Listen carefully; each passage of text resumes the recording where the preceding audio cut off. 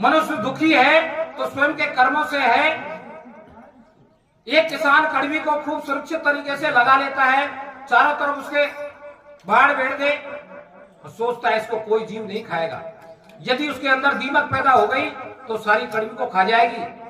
और किसी परिवार का कोई मुखिया होता है, पूरे परिवार को संगठित कर ले कि एक आदमी नहीं खसकना चाहिए, भाई बंधन में रहना है, संगठन बना के रखना है। लेकिन उस परिवार में यदि बुराई रूपी दीमक पैदा हो गई तो पूरे कुनबे का पतन कर देगी। सुखी रहने के लिए 5 बातों का होना जरूरी है। अच्छा खाना, अच्छा पहनना, अच्छी मेहनत, अच्छे लोगों की संगत, सदा परमात्मा को हृदय में धारण करना। जो खेल चालू होता है वो भोजन से चालू होता है। सारी प्रक्रिया भोजन से चालू होती है। छांदोग्योपनिषद में लिखा है, आहार शुद्धे सत्व शुद्धे सत्व शुद्धे ध्रुवा स्मृति स्मृति लंबे सर्व ग्रंथि नाम वे प्रमोक्ष है। जब हमारा भोजन शुद्ध है तो हमारा अंतःकरण शुद्ध है। यदि अंतःकरण शुद्ध है तो हमारी बुद्धि शुद्ध और अटल होगी। जब बुद्धि शुद्ध और अटल है तो हमकी ब्रह्म की जिज्ञासा रखने वाले जो जीव हैं उसकी ओर आगे बढ़ जाएंगे, उसकी प्राप्ति का रास्ता खुल जाएगा। तो भोजन शुद्ध नहीं है तो कुछ नहीं है। कर्म ही प्रधान बताया है। कोने काऊ सुख दुख कर दाता, निज कृत कर्म भोग सब भ्राता। रामचरितमानस कह रही है, कौशल्या कह दोषन काहू, कर्म विवश सुख दुख क्षति लाहू। कठिन कर्म गति जान विधाता, शुभ अशुभ सकल कर्म फलदाता। जो है सब कुछ कर्म है। जब हम दूसरे का पतन करने का प्रयास करेंगे तो उसकी लाठी पहले हमारा चौपट करेगी। कि ब्रह्म के स्वरूप अनुभव में ऐसा आया है कि हर काया में ब्रह्म का वास है और संसार में पुज रहा है तो वो ही पुज रहा है।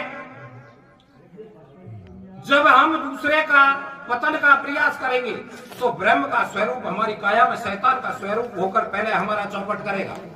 जब हम देव रूप धर्म नीति पर चलेंगे, मर्यादा में जीवन जिएंगे, सहयोग से चलेंगे तो ब्रह्म का स्वरूप देव रूप में हमारी मदद करते हुए हमारे घर को आगे बढ़ाएगा।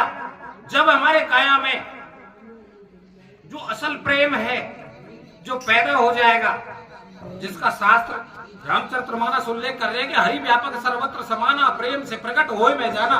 लेकिन उसको खोला नहीं। वो कौन सा प्रेम है? वो प्रेम है वासना रहित, विकार रहित, त्याग में ही प्रेम। उस प्रेम के अंदर परमात्मा का वास है। इस रास्ते पर आने के बाद उसका अनुभव कर सकते हैं। है तो इस काया में है, उसका कोई अवतार नहीं होता है। अब लोग कहते हैं कि अवतार होता है तो बालकांड में चौपाई दे रखी है, नेत नेत जय वेद निरूपा, निजानंद निरुपादु अनुपा, शिव ब्रंश विष्णु भगवाना, जासु अंश के उपजैना। कोटि कोटि ब्रह्मा विष्णु महेश जिसके अंश से ही पैदा होते हैं, वो असल खेल अलग है। तो वो इसी में पाया जाता है। लेकिन भलाई के मार्ग पर चले, त्यागमय जीवन में जिए,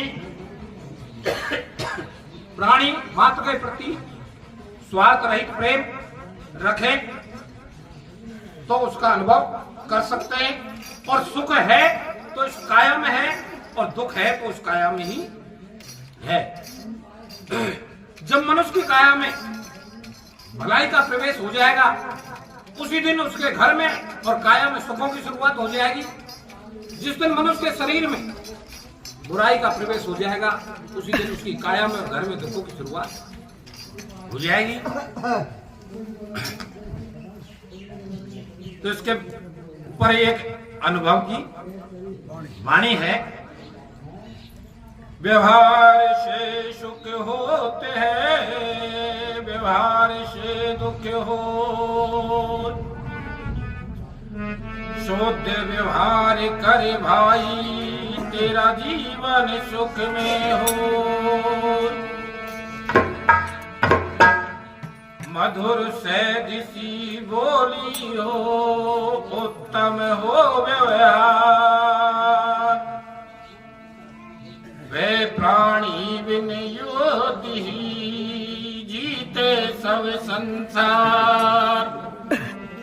जिनका व्यवहार रहा है उनने संसार को नई दिशा दी है। और जिनको ये लोग पूछते हैं ये ब्रह्मा है, इसका मंदिर है, ये कृष्ण है, सबके हाथ में हथियार हैं। या तो वो किसी से डरते हैं या उनकी दुश्मनी है किसी से। जिनने उस परम सत्य को पाया है उनने कभी किसी पर हथियार नहीं उठाया है। कबीर साहिब ने पाया, संत रैदास ने पाया, संत दादू दयाल ने पाया, नानक जी ने पाया। उनने किसी पर हथियार चलाया हो तो बता दूंगा। उन्हें अपनी वाणी के प्रभाव से समाज को नई दिशा दी।